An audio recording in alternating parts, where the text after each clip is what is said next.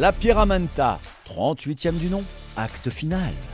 Il y a ici celles et ceux qui sont tellement ravis d'en finir avec une course légendaire mais épuisante qu'ils vont un peu ralentir la cadence pour profiter des derniers instants dans les paysages fascinants du Beaufortain.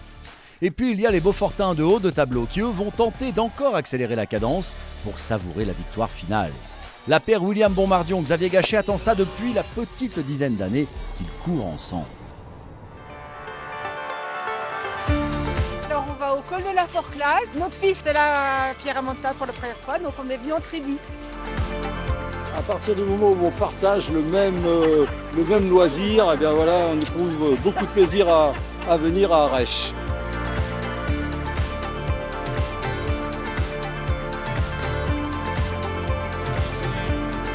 Stanca, molto stanca, però dai, l'ultimo giorno, oggi è anche un po' più corto. Bon, je pense que le classement il est déjà un peu fait. On va essayer de prendre un max de plaisir aujourd'hui et oui, on va pas cracher sur un podium à la pierre. Le ciel irradie le sol de son eau en basse altitude et inonde les crêtes de flocons en haute altitude. Dernier jour, dernier départ.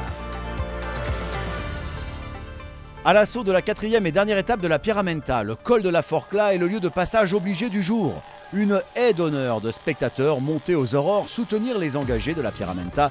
Bien des courses aimeraient avoir un tel public, passionné, coloré, de tous âges, venu parfois de loin pour ce jour extraordinaire et bruyant à souhait.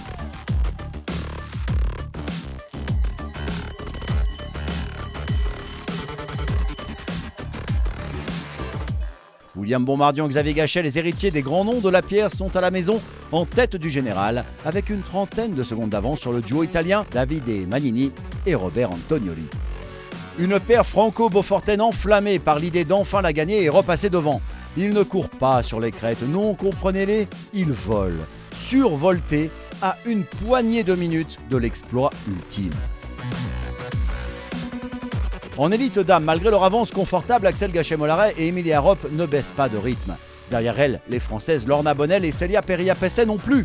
Troisième du général à la lutte avec les Italiennes Alba de Silvestro, Giulia Murada, les secondes du général.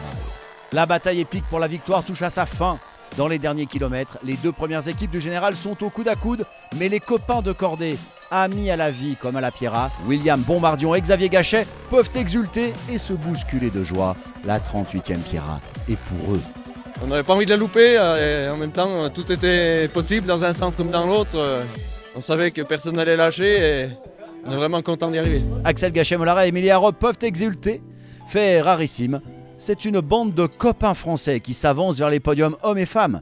Double victoire en élite pour la France et c'est un couple aussi qui l'emporte. Xavier et Axel, mari et femme, jeune maman à nouveau en novembre, des moments inoubliables. Ils et elles entrent dans les annales de la Pierramenta, la mythique. On a fait une super course, je pense, sur les 3 derniers jours. Et c'est vrai que voir Xavier et William, Xavier, c'est un rêve de petit garçon qui se réalise et il gagne avec son coéquipier depuis une dizaine d'années, mais surtout un de ses meilleurs copains. Et c'est vraiment... Je suis les larmes dans les yeux. Bravo, Axel Mollaret-Gachet. Alors. En 2025, ce sera la 39e. Nous y serons pour vous ravir toujours plus les pupilles. Merci à l'organisation, aux bénévoles, aux guides, aux spectateurs, aux athlètes et aux équipes de production vidéo. C'est une victoire collective qui vient clore cette Pierra millésimée 2024.